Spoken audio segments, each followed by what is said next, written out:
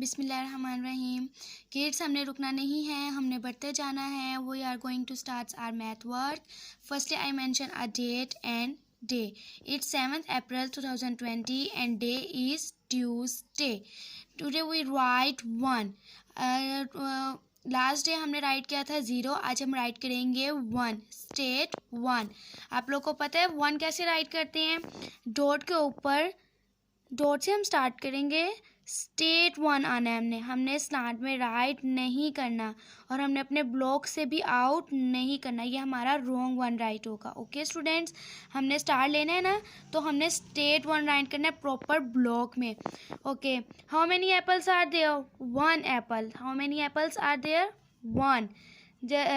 हम 1 राइट करेंगे proper block में। 1 apple, 1 apple, 1 apple, 1, just like I state 1, 1,